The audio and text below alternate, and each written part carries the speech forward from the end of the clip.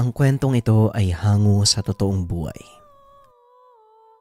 Mula ito sa isa nating kabayan. Naitago na lang natin sa pangalang Alfie.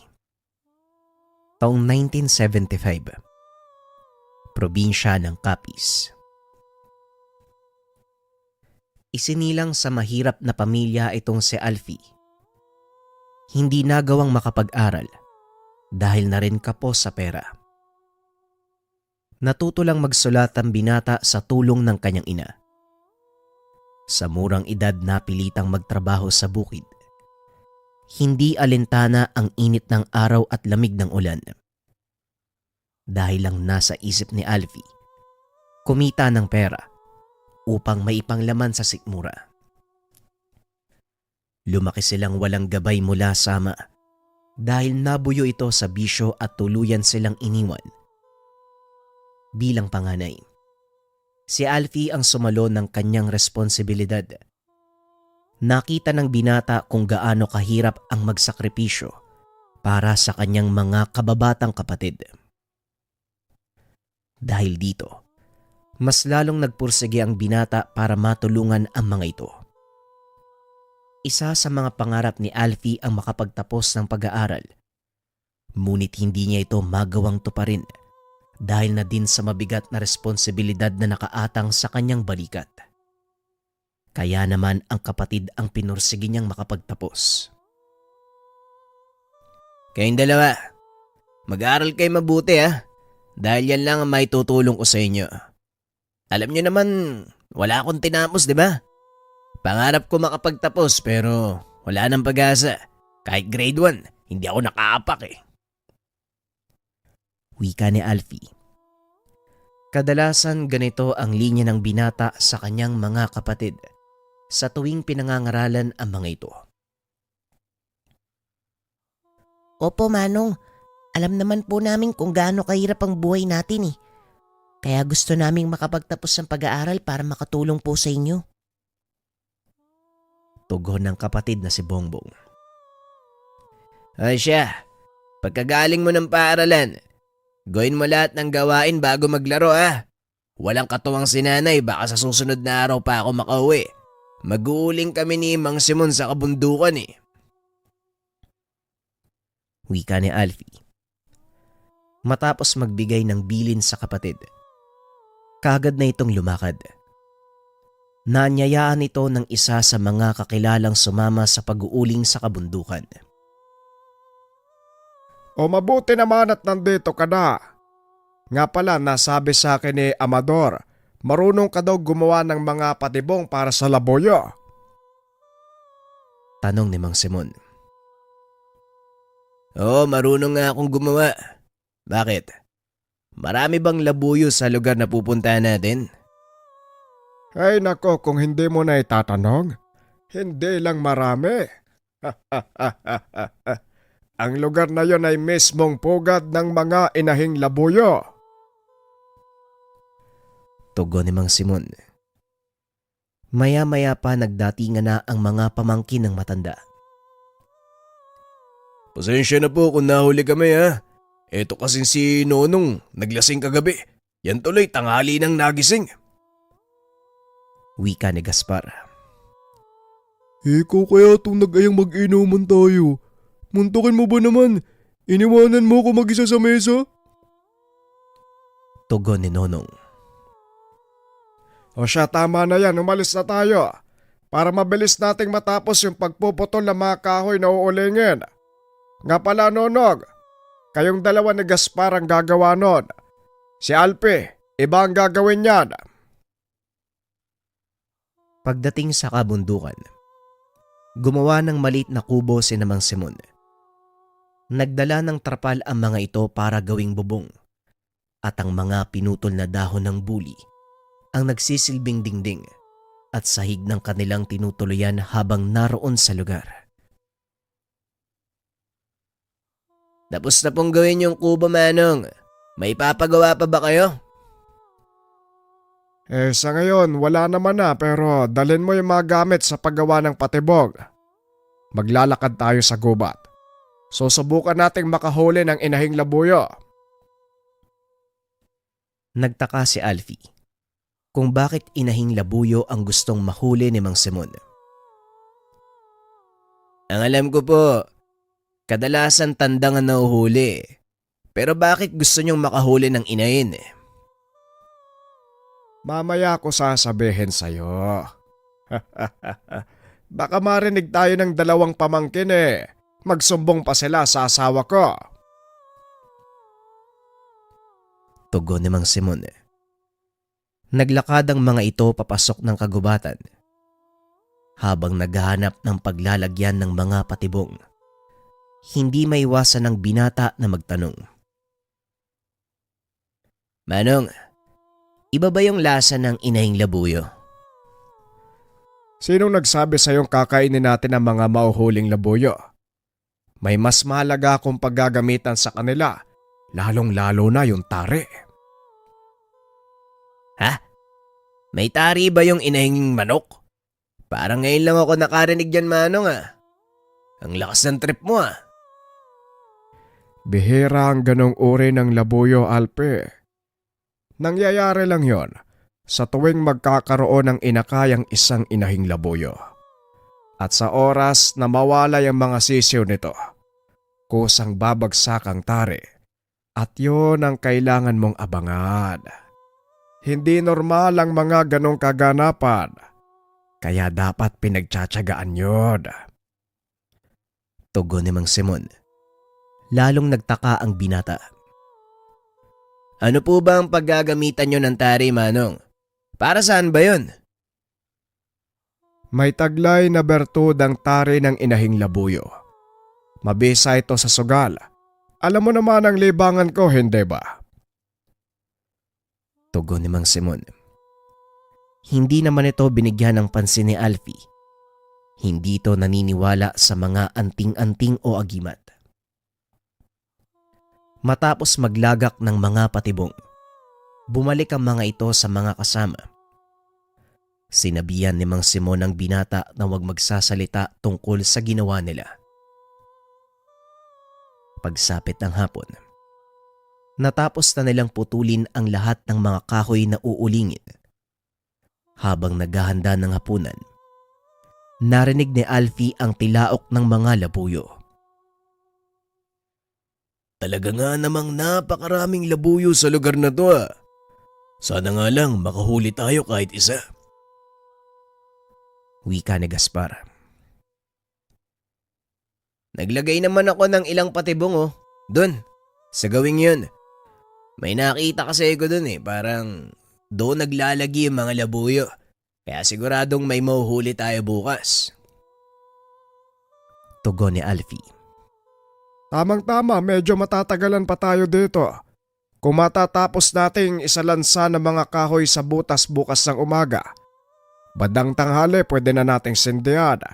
Siguro mag-aantay pa tayo ng 2.5 hanggang 3 araw bago mahango yung uling Nakakapagod mag-akyat panaog sa kabundukan, kaya kakailanganin natin na mapagkukunan ng makakain. Wika ni Mang Simon. Huwag po kayong mag-alala, Manong. Sa mga bakas na nakita ko sa loob ng gubat kanina, paniguradong makakahuli tayo ng pang-ulam natin sa mga susunod na araw. Tugon ni Alfie. Lingid sa kalaman nito na ang paglalagak ng mga patibong sa gubat ang siyang magiging dahilan ng pagbabago ng buhay niya. Dahil pagod sa maghapong pagtatrabaho, maagang nagpahinga ang grupo. Maaga ding nagising ang mga ito kinabukasan dahil kailangang matapos ang pagsasalansa ng mga kahoy. Lalo pat napansin ni Mang Simon na nagbabadya ang malakas na ulan. Gaspar, Nonong, gumising na kayo. Kailangan nating isalansa ng mga naputol na kahoy. Nagbabadya ang masamang panahon. Kailangan masindihan ang ulig. Wika na Mang Simon. Kanya-kanyang bangon ng mga ito. Ilang minuto lang matapos silang isalansa ng mga kahoy, tinambakan ito ng mga dahon ng saging at saka tinabunan ng lupa. Saktong nasindihan ito ni Mang Simon. Saka naman bumuhos ang malakas na ulan. Sinasabi ko na nga ba Gaspar? Unti-untiin mong lagyan ng kanalang paligid ng tumpok ha. Baka pasukin ng tubig ang pinakailalim Mahirap ng sindihan yan kapag ganyan. Muling wika ni Mang Simon. At dahil tapos na ang trabaho, nagtimpla ng kape si Alpi. Nang tumila ang ulan, inaya nito ang matandang puntahan ng kanilang nilagak na patibong kahapon. Sigurado ko may lalabas na inahing labuyo ngayon, lalo pat kakatapos lang ng ulan. Wika ni Alpi. Pagdating nila sa lugar, isa-isang tinignan ng binata ang mga patibong. Kulang-kulang 20 patibong ang inilagay nila sa paligid, kaya hindi malayong makahuli ang mga ito kahit isang labuyo. Ilang minuto pa ng paglalakad ang ginawa ng dalawa nang mapansin ng binata ang kakaibang kilo sa isang patibong. Nahawi na ang lahat ng maliliit na halaman sa paligid na parang may kung anong dumaan doon. Hanggang sa nakita ni Alpi ang nakabiting labuyo, ngunit hindi ito ang inaasahan nilang mahuli. Ay nako, sayang. Tandang pang isang to Ilang patibong na lang ang natitira? Tanong ni Mang Simon. Meron pa pong 8, Manong. Alam niyo naman kung saan to magtatagpuan, di ba? Tugon ng binata. Nagpa siya ang dalawang maghiwalay para tignan ang mga naiwang patibong. Habang naglalakad si Alpi, muli nitong napansin ang isa sa mga patibong. May mga nag-iikot na sisiw. Alam ng binata na may inahin sa paligid. Halos magkatabi lang ang dalawa sa mga naiwang patibong. Kaya hindi alam ni Alfie kung saan ito maaaring nakahuli ng inahing labuyo. Akmang lalapit na sana ang binata sa isa sa mga patibong nang biglang pumitik ang isa. Biglang nag-ingay ang inahing labuyo. Nahuli ito sa patibong na nasa gawing kanan ng binata. Nagsipagpulasan ang mga sisiw nang maramdamang paparating si Alfie. Mabuti na lang, sa paa nahuli ang inahing labuyo, kaya malaki ang pag-asang mabuhay ito kapag inalagaan at upang makuha ng binata ang mga sisiw. Nagpa siya itong gumawa ng isa pang patibong na parang kulungan. Nang sa ganon, sa oras na makapasok ang mga sisiw ay hindi na ito makakalabas. Diyan na muna kayo. Babalikan ko na lang kayo kapag pababa na ako. Wika ng binata. Matapos ang paggawa ng mga patibong, bumalik na ito sa kanyang mga kasama. Naroon na rin si Mang Simon. Ipinapakita ang nahuling labuyo. Puro tandang ang nahuli namin ni Alpi. Pero ayos lang. Pwede naman tong pang-ulam. Wika ni Mang Simon. Pagsapit ng hapon nagpaalam si Alfie. Dadalawin niya uli ang mga patibong. Nagdala ito ng bigas upang ipakain sa inahing naiwan sa gubat. Napangiti ito nang makitang naroon na din maging ang 5 sisiw. Saktong-sakto. Bababa na kami bukas ng umaga. Madadala ko kayo pag uwi. Wika ng binata. Wala silang ibang nahuling labuyo ng araw na yun. Nanlumo si Mang Simon dahil umasa itong makakahuli ng inahing labuyo. Sayang naman at di tayo nakahuli ng inahin. Pero hayaan mo na. Baka sakali bukas makachamba tayo. Wika ni Mang Simon. Kaso nga lang kinabukasan wala pa rin silang nahuli. Nagpa siya si Mang Simon na umuwi kasama si Alfie. Ngunit bago pa sila tuluyang bumaba ng kabundukan, kinuha ng binata ang nahuling inahin. Sa kasamaang palad, wala na ito sa pinaglagyan. Ngunit napansin ng binata na may kung anong naiwan sa kulungan. Dinampot niya ang bagay na yun Napag-alamang tari ng inahing labuyo, bumalik siya sa kinaroroonan ng mga kasama. Gaspar, kayo nang bahala dito ha, babalik na lang kami ni Alpe. Kailangan namin kumuha ng sakong paglalagyan natin ng mga uling. Wika namang Simon. Pagdating sa kanilang baryo, dali-daling umuwi si Alfie para tignan ang kalagayan ng kanyang ina at mga kapatid. Humiram din ito ng pera kay Mang Simon upang ipangbili ng makakain nila sa bahay. Habang nasa daan, nakita nito ang ilan sa mga kalalakihang nagsusugal. Nagkakasiyahan ang mga ito. Napansin ni Alfie, malaki ang pustahan. Nainganyo ang binatang manood sandali. Hindi nito namalayang dumudukot na siya ng pera na ipangtataya. Hindi man nagsusugal si Alfie, ngunit kahit papano may alam din ito. Inantay ng binata kung sino ang may pinakamalaking pusta at doon nakasali. Maliit na halaga ang tinaya nito. Hindi inaasahang mananalo sa unang subok. Ngunit laking gulat nang manalo ang braha ng kanyang tinayaan. Nadoble ang taya ng binata at sa pagkakataong iyon, muli itong pumusta. Sunod-sunod na panalo ang nakamit ni Alpi ng maghapong iyon. Natigil lang ito sa pagtaya nang dumating ang nakababatang kapatid. Aba Manong, ngayon lang kita nakitang nagsugal ah. Mamaya niyan mapagalitan ka ni nanay. Wika ni Bongbong. Huwag kang maingay kay nanay. Bibigyan na lang kita ng mas maraming pangbaon mamaya. Mas malaki kaysa sa binibigay ko sa'yo. Mauna ka na sa bahay ito. Bumili ka ng ulam natin sa tindahan. Susunod ako. Tugon ni Alfie. Natuwa naman ang kapatid sa sinabi nito. Masayang umalis si Bongbong sa lugar. Nagpatuloy naman sa pagtaya si Alfie. Habang tumatagal, lumalaki ang panalo ng binata hanggang sa tuluyang mataob ang bangka.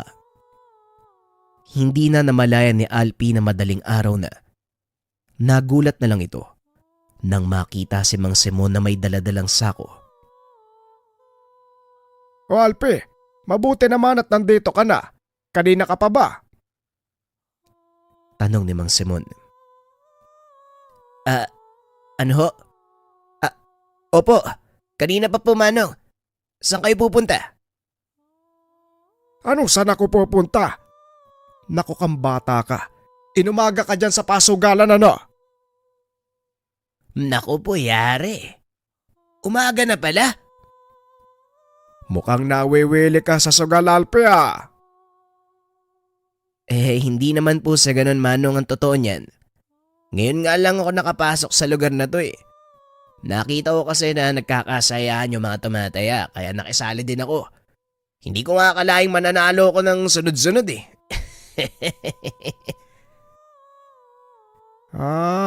Ganun ba? O siya, kailangan na nating bumalik kina Gaspar. Siguradong nahango na nila yung mga uling. Wika ni Mang Simon. Pagdating sa kabundukan, kaagad sinilid nila Gaspar ang nahangong uling. Umabot ng 20 sako ang kanilang nagawa. Malaking pera ang paghahatian nila kung sakaling may pagbili ito sa bayan.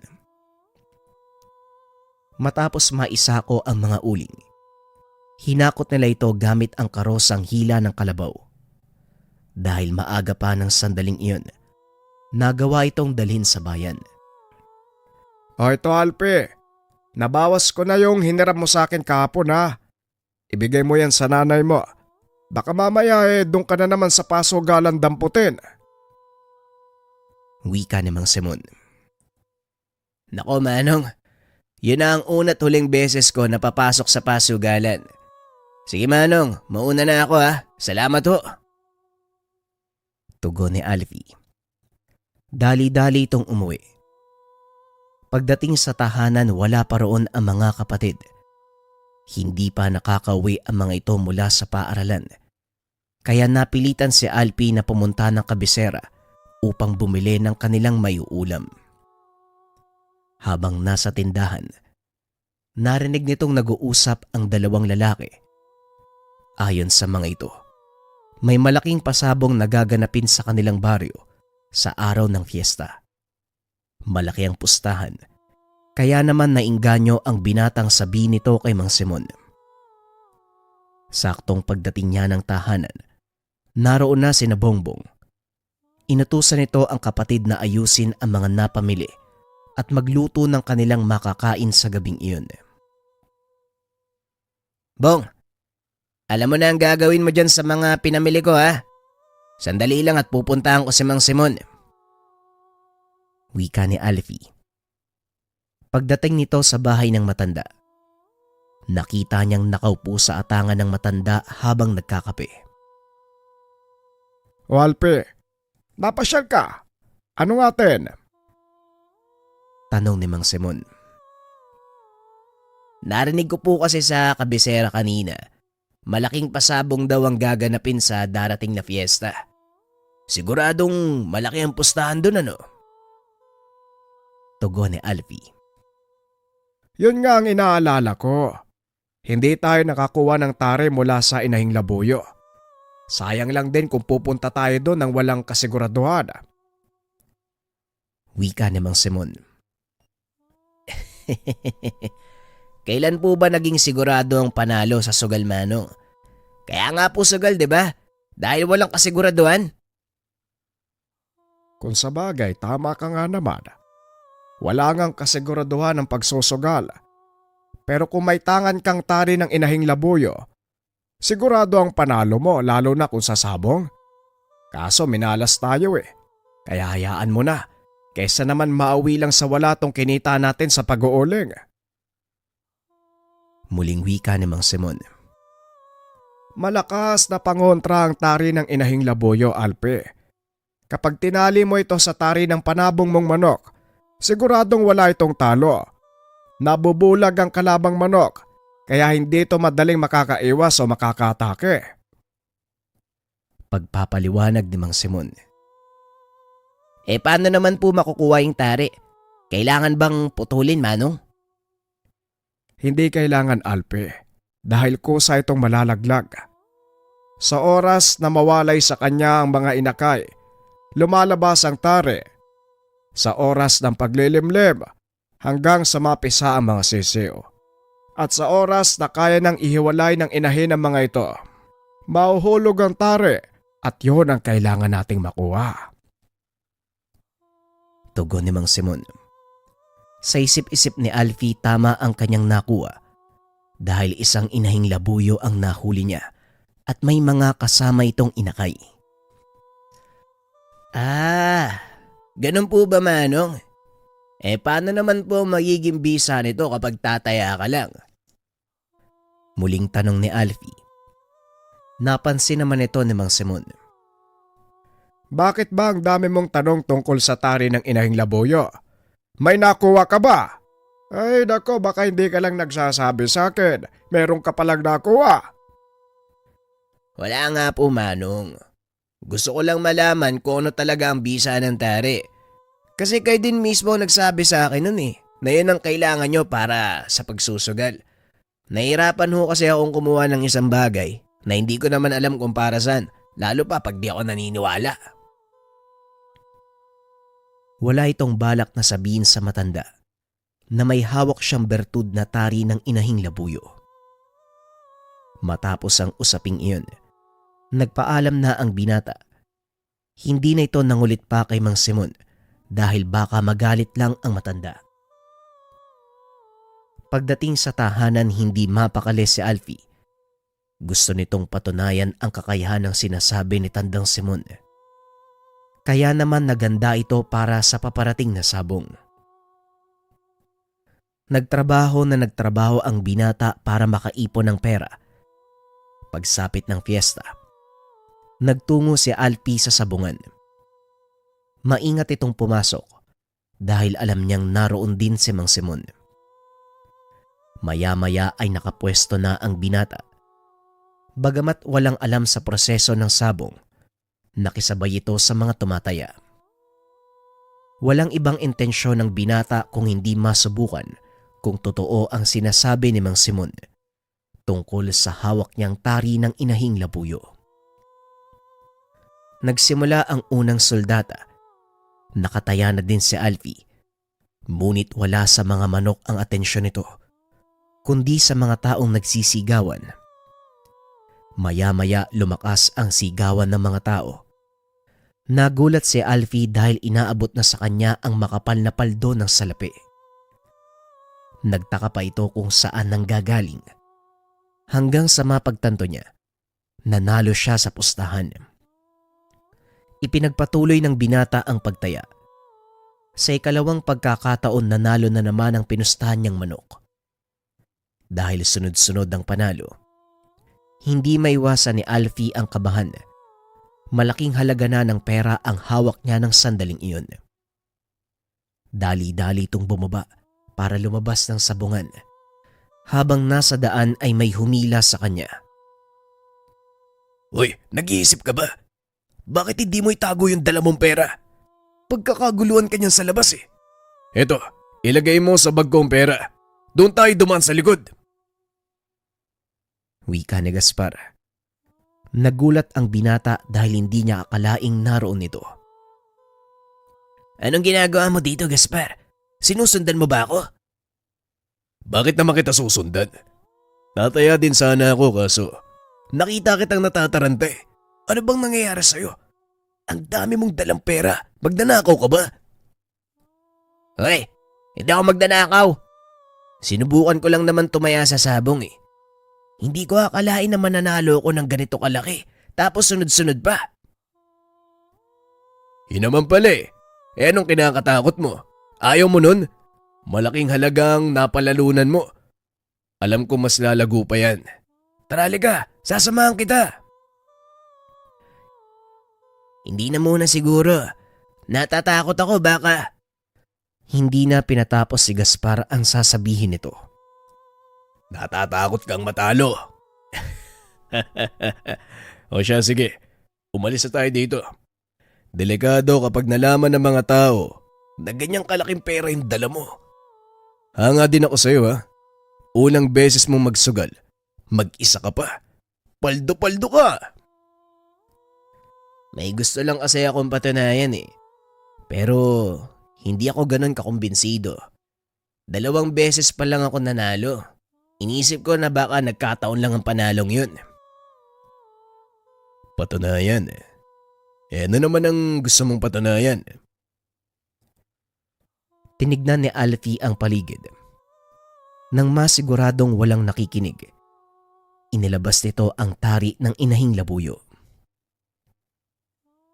Eto Gasparo, nakuha ko sa gubat.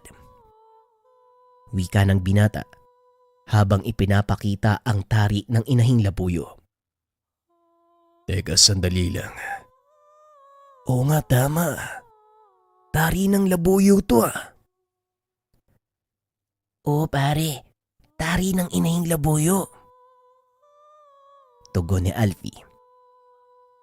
Hindi maipaliwanag ni Gaspar ang mararamdaman ng mga oras na yun. Alam nito ang bisa ng gamit. Alam mo bang ito ang pinakamalakas na pangkalas-malas, Alfie? Wala kang dapat ikatakot. Kapag nagsusugal ka, lalo pat may ganito ka. Tara, patunayan natin ang sinasabi ko. Bumalik tayo sa sabungan. Hindi ka matatalo, pare. Tugon ni Gaspar. Sandaling nag-isip si Alfie. Bandang huli ay nakumbinsi ito ng kaibigan. O sige, gusto ko ring mapatunayan sa sarili ko kung talaga bang may taglay na bertud ang taring to eh. Wala namang mawawala kung susubukan natin, di ba? Maniwala ka sa akin pare. Malakas na pangkalas-malas ang gamit na yan. Halika na! Muling pumasok ang dalawa sa sabungan. Sa pagkakataong ito, sa ibabang bahagi sila naupo malapit sa ruweda. Nagkataong wala pa masyadong tao, nagpahinga ang soldata. Nanatiling nakaupo si Alfie, nakikiramdam sa paligid hanggang sa muling magbalik ang soldata. Ikaw ang mamili ng tatayaan nating manok dahil ikaw ang may hawak ng bertud. Hindi ako marunong eh. Ikaw na lang. Magtiwala ka sa bulong ng bertud sa'yo. Hindi yan nagkakamali. Kahit anong manok ang piliin mo, siguradong mananalo. Kung ganun, doon tayo sa wala. Yung manok na halos hindi pinapansin ng mga mananaya. Ibang klase ka talaga. Gusto mo talagang subukan ng bisa ng bertud ah. O sige, walang problema. Yan ang tatayaan natin. Wika ni Gaspar. Kagad nitong isinigaw sa Kristo ang kanilang tatayaan. Sumenyas ito ng 4 na doble. Hoy, bakit sumenyas ka ng 4 na daliri? Anong ibig sabihin nun? Tanong ni Alfie. Pag-aralan mong mabuti ang senya sa sabungan. Dahil simula ngayon, ito na ang magiging buhay mo. Ang senyas ko, 4 na doble ng taya ng karamihan. Magtiwala ka lang, Alfie. Isang bagsakan lang to. Pero siguradong paldo-paldo tayong lalabas ng sabungan. Wika ni Gaspar. Hoy Gaspar, sigurado ka bang 4 na doble to?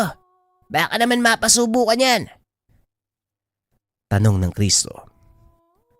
Oo, sigurado ako. Isulat mo yung taya ko. Tugon ni Gaspar. Isinulat ito ng Kristo.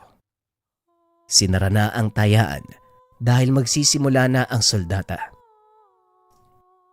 Parang kinakabahan ako sa diskarte mo, Gaspar ah. Atras na lang kaya natin. Wika ni Alfie. Ano ka ba naman, Alfie? Magtiwala ka lang at isa pa. Hindi na pwedeng iatras yung pusta mo. Nakakasana oh. Tugon ni Gaspar. Naupo na lang si Alfie at yumuko. Abot-abot ang kabang nararamdaman ng binata sa takot na matalo ang lahat ng kanyang napalalunan. Maya-maya pa, napansin nitong tumatalon si Gaspar. Napangat ng tingin ng binata. Nakitang nanalo ang manok na pinustahan. Nanalo tayo, Alfie. O hindi ba? Sabi ko sa'yo eh, magtiwala ka lang. Ano, isa ba? Wika ni Gaspar. Nabuyo si Alfie hanggang sa matapos ang sabong. Gaya ng sinabi nito, paldo-paldo silang lumabas ng sabungan. Huwag mo sabihin kay Mang Simon na nangyari ngayon ha. Sikreto lang natin to. Mayayari talaga tayo sa matanda. Tugon ni Gaspar. Hinati ng dalawa ang napalalunan. Yun ang naging simula ng pagtuklas ni Alfie ng buong kakayahan ng hawak na mutya. Sa tinagal ng panahon, nagawang makaipon ng binata. Marami ang nagtataka sa biglaang pag-angat ng estado ng buhay ni Alfie. Maging ang ina ni Alfie ay nagtataka kung saan ito kinuha ang perang ipinagpagawa ng kanilang tahanan. Saan mo kinukuha yung pinangkakastos mo sa pagpapayos ng bahay? Parang wala ka namang matinong trabaho. Tanong ni Aling Perlita. Matagal ko na pong pinag-ipunan yan, Nay. Para sa pagpapagawa talaga ng bahay natin. Kaya wala kayong dapat alalahanin. Wika ni Alfie. Lingid sa kalaman ng ina na may malaking ipong pera sa bangko ang binata. Tuloy-tuloy pa rin ang pagsusugal. Napansin naman ni Mang Simon na hindi na sumasama sa pag-uuling si Gaspar at madalas silang magkasama ni Alfie. Gaspar, parang napapansin ko, mas madalas mong kasama si Alfie kaysa kay Nonog. Ano bang pinagkakaabalahan yung dalawa? At parang hindi na rin kayo sumasama sa pag-uulig. Tanong ni Mang Simon. May mga bagay lang po kaming inaasikaso, Tio Simon. Sinasamahan ko si Alfie. Alam mo naman yung taong yun oh, wala kasi pinag-aralan. Tugon ni Gaspar. Alam nito na hindi niya nakukumbinse ang matanda. Matapos ang pag-uusap ay dali-daling pinuntahan si Alfie upang kausapin. Mas mabuti nga siguro magpalamig muna tayo. Naghihinala na din si nanay. Sabihan mo na lang ako kung kailan uli tayo lalakad. Pero palipasan muna natin yung hinala ng mga tao sa paligid. Wika ni Alfie. Sumama muna tayo kay Tiyo sa pag-uuling para hindi siya magduda. Baka mamaya hindi natin alam. Tinitiktikan niya na ang mga kilos natin eh. Mahirap na. Tugon ni Gaspar. Ilang buwang nanahimik ang dalawa. Inilaan ni Alfie ang mahabang panahon sa pagpapatayo ng isang tindahan sa bayan. Palihim lang ito kung kumilos para hindi mapaghalataan ng mga taong nakakakilala sa kanya. Hanggang sa tuluyan itong natapos, naging matagumpay ang negosyo ng binata hanggang sa tila nakalimutan nito ang pagsusugal. Nagulat na lang ito nang dumalaw si Gaspar sa kanyang tahanan. Ang laki na ng pinagbago mo ah. Ano pare, handa ka na bang bumalik sa sabungan? Matagal na panahon na akong hindi nakakapasok doon ang totoo. Nakalimutan ko na nga lang sa katagalan eh. May malaking pasabong sa kabilang bayan. Siguro naman, hindi mo yan papalampasin. Ano bang balak mo? Tataya lang tayo uli? Bakit ikaw? Ano bang gusto mong gawin? Parang gusto kong mamuhunan sa manok, Gaspar eh. May kakilala ka ba? Napangiti si Gaspar sa sinabi ng binata. Yan din ang totoong pakay ko. Kaya kita pinuntahan dito. May mga kakilala kong naghahanap ng mamumuhunan.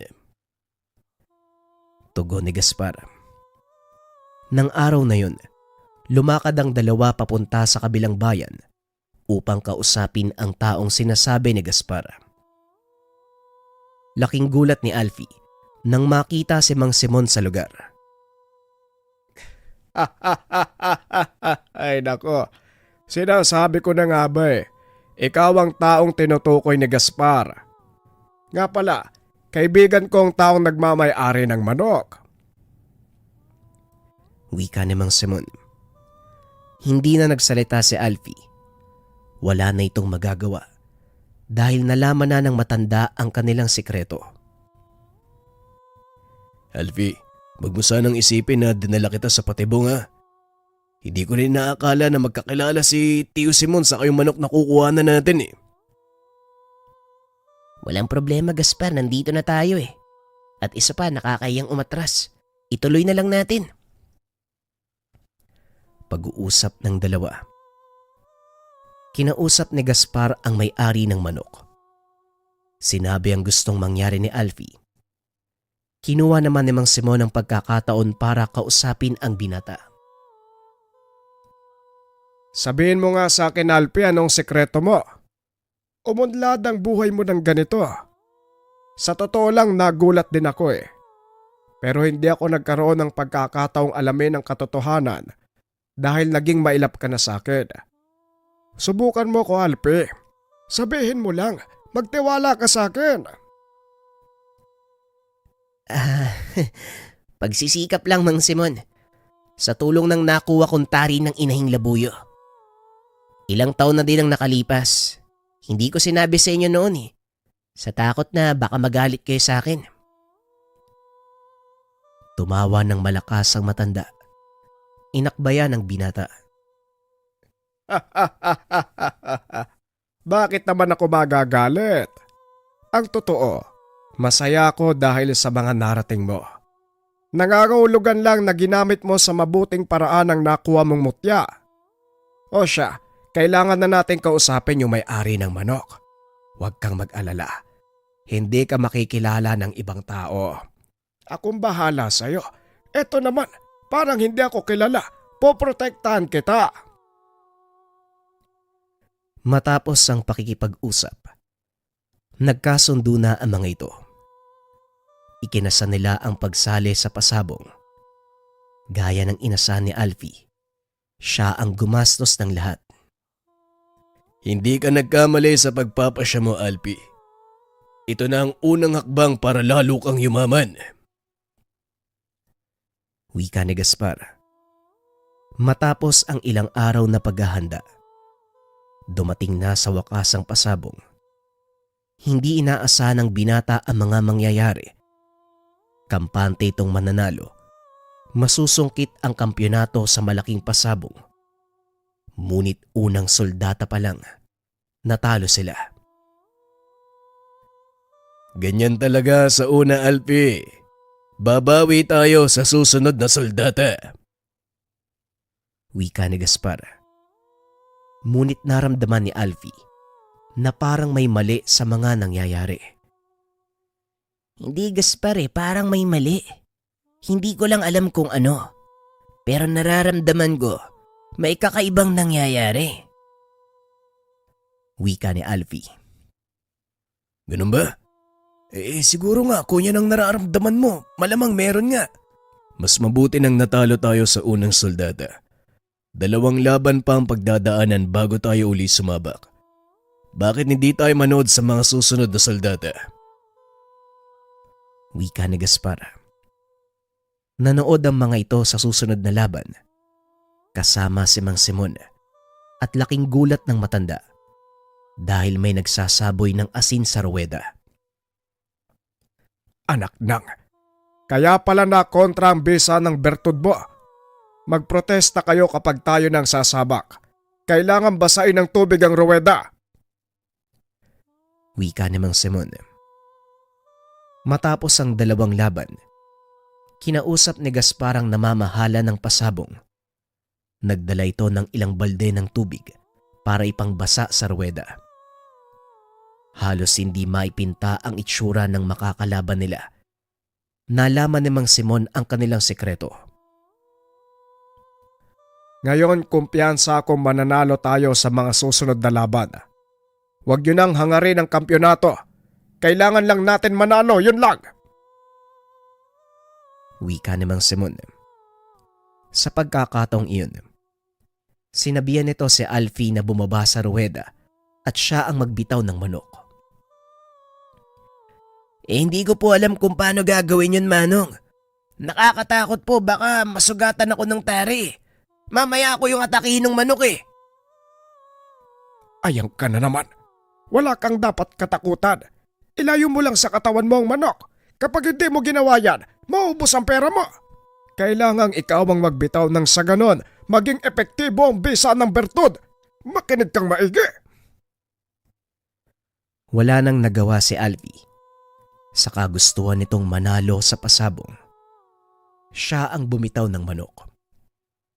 Bagaman kabado, sinikap ni Alfie na magawa ng maayos ang pagbibitaw ng manok sa ruweda. Tignan mong mabuti, Gaspar. Nakikita mo pa rin ba ang batang walang pinag-aralan sa pagkatao ni Alfie? Malayong malayo na siya sa dating Alfie na nakilala ko. Ngunit ganun pa rin ang ugali. Hindi nagbabago ang pagiging mapagkumbaba. Masasabi kong karapat dapat talaga siya sa biyayang natanggap. Tugon ni Gaspar habang pinapanood si Alfie sa taas ng ruweda. Tama ka. Sino ba namang mag-aakalang aabot sa ganito si Alfie? Isang bata na halos walang maisaing. Ay gayon, may sarili ng bigasan. Hindi mo talaga masasabi ang ikot ng buhay. Wika ni Mang Simon. Patuloy na nagsalpukan ang mga manok sa ruweda. Habang si Alfie naman ay nakatayo lang. Inantay na sabihin ng sentensyador ang kanilang panalo. Maya-maya nga, itinaas nito ang kanilang manok. Matapos ay sunod-sunod na panalo ang kanilang natamo. Isang laban na lang, Alfie. Tapos na ang pasabong na ito. Mukhang manok natin ang huling lalaban. Hindi ko kilala kung sino ang kalaban natin, pero siguradong may nalalaman sila tungkol sa mga bertod. Mag-iingat kayo dahil siguradong ibubuhos nila ang lahat sa huling laban. Wika ni Mang Simon. Kung ganon, Manong, anong maaari nating gawin? Tanong ni Alfie. Hawak mo pa rin ba yung tari ng inahing labuyo? Oo, Manong, nandito sa bulsa ko. Dalin mo dito ang manok na ilalaban natin.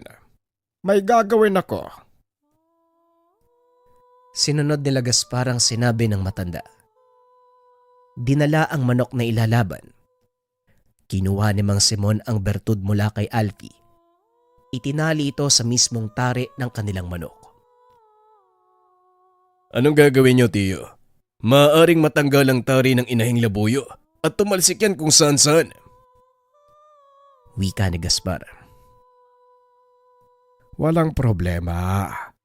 Hanggat nasa loob lang ito ng ruweda. Manood ka kung ano mangyayari sa kalaban. Hindi nila malalaman kung ano ang tatama sa kanilang manok. Sige na, Alpe. Sige, umakyat ka. Tugon ni Mang Simon. Sabay abot ng manok kay Alfie. Kapwa kinakabahan si Gaspar dahil yun na ang huling laban. Kasalukuyang tabla ang puntos ng magkabilang grupo. Ang buong akala ko, hindi na tayo magkakaroon ng pagkakataon na masungkit ang kampyonato. Pero mukhang pabor sa atin ang kapalaran. Akalain mong natalo pa ang sinundan nating manok. Ito ang dalang swerte ng bertud ni Alpe. Isa sa pinakamalakas na magkalas-malas ang tari ng inahing labuyo. Kahit pa ang bulaklak ng tanglad at kawayan, walang panama sa ganitong uri ng gamit. Bakit kaya hindi sinabi sa atin ni Alfie yung tungkol dyan noon, Manong? Ano kayang dahilan yan? May sariling dahilan ng batang yan. At kung ano man yon, irespeto na lang natin. Alam naman natin na mabuting tao yan. Pag-uusap ng dalawa. Maya-maya umakyat na ang kalaban. Nanlaki mga mata ni Mang Simon nang makita kung sino ang magbibitaw ng manok ng kalaban. Kilala niyo ba ang taong yan, Tiyo? Bakit parang natigal po kayo? Tanong ni Gaspar. Siya si Noel. At ang hawak niyang manok, hindi pangkaraniwan. Yan ang lahi ng mga talunanon. Pasensya na. Mukhang dito na matatapos ang panalo natin. Wika ni Mang Simon. Noel? Kung hindi ako nagkakamali, siya yung anak ni Mang Deo, hindi ba? Tama ka. Sila ang nagpasimuno ng pasabong na ito. Dito natin malalaman kung hanggang saan ang swerteng dala ng tare para kay Alpe. Wika ni Mang Simon. Maya-maya nagtayuan na ang mga tao dahil nagsimula na ang pustahan. Nakatingin si Mang Simon kay Alfie. Walang kalamalamang binata sa mga mangyayari. Hanggang sa ibinigay ng sentensyador ang pagsisimula ng sabong. Kapwa binitawan ng dalawang binata ang kanilang mga manok. Hinayaan itong magsalpukan. Laking gulat ni Mang Simon dahil tila nasisilaw ang manok ng kalaban. Anong nangyayari, Tiyo? Bakit hindi sumasala kayong manok nila Noel? Kahit papano may pag-asa pa din tayo. Yun ay kung papalo ang manok natin habang nalilito ang kalaban. Hindi nga nagkamali ang sinabi ni Mang Simon. Biglang pumalo ang alaga nilang manok. Dahilan para mapuruhan ang itim na manok ng kalaban. Hindi na ito nakatayo. At nang magkariyo ang sentensyador, ayaw na ring tumuka ng manok ng kalaban. Tuwang-tuwa si Alfie dahil sa panalo. Wala itong alam kung sino ang kanilang nakalaban hanggang sa lumapit ito sa kanya upang makipagkamay. Magaling ang alaga mo. Binabati kita. Ikaw lang ang nakatalo sa amin. Wika ni Noel. Siguro, nasertehan lang po. Maraming salamat Tugon ni Alfie. Tinignan ni Noel si Mang Simon na noon ay nakatitig lang din sa kanya. Tumango lang ito bilang pagbati sa matanda. Literal na swerte lang ang dumapo sa iyo sa pagkakataong ito, Alpi. Kilala mo ba ang taong yon? Tanong ni Mang Simon. Hindi ho pero mabait po siya. Hindi kagaya ng una kong nakarap.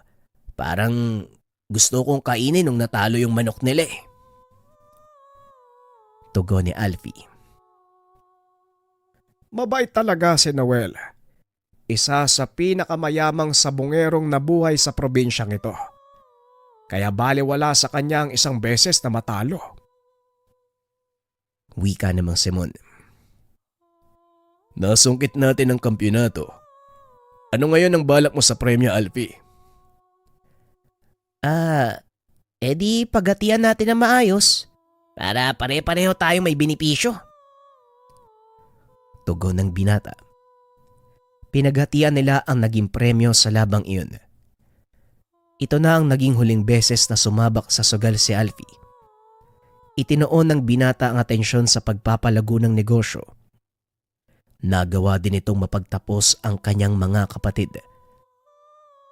Nakabili ng malawak na lupain sa kanilang bayan na pinagtayuan ng sariling tahanan.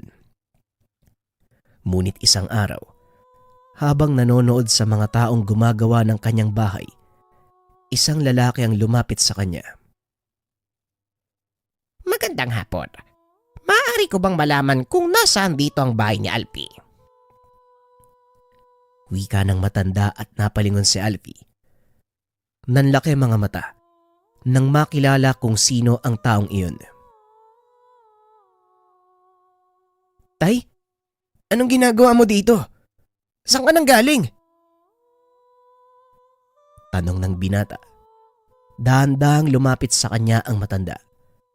Hinawakan sa balikat si Alfie. Alfie, ikaw na nga ba yan? Totoo nga ang sinasabi nila. Mayaman ka nga. Dahil lang sa pagsisikap ko. Kahit wala kayo, nagawa kong umangat sa buhay. Sandali nga, bakit ba kayo bumalik dito? Dahil ba nalaman mo umangat na ako sa buhay kaya nandito ka? Hindi yun ang pinunta ko dito. Pinagsisihan kong ginawang pangiiwan sa inyo ng nanay mo. Alam kong hindi niyo ako mapapatawad. Gayunpaman, humingi ako ng kapatawaran. Matagal na kitang pinatawad dahil ikaw ang tatay ko. Hindi rin ako nagtanim ng sama ng loob sa'yo. Alam mo bang matagal kitang inaantay? Yung mga kapatid ko matagal nang nangungulila sa'yo. Wika ni Alfie. Hindi ito nagpapalata. Ngunit nangingilid na ang luha sa kanyang mga mata. Maaari bang umuwi sa ating tahanan? Bukas ho ang pinto ng bahay ko para sa'yo. Alam kong tatanggapin ka pa rin ni nanay. Sa kabila ng ginawa mong pangiiwan sa amin noon. Nanginginig man ang boses. Nanatiling kalmado si Alfie. Matapos ang pag-uusap, isinakay ng binata ang ama sa kanyang kotse. Inuwi sa kanilang tahanan. Hindi naman makapaniwala ang ina nang makita si Mang Poldo. Ang buong akala ni Aling Perlita, patay na ito. Saan ka ba nang galing tao ka? Ay bakit ngayon ka lang umuwi? Tanong ni Aling Perlita. Nagkamali ako, Perlita.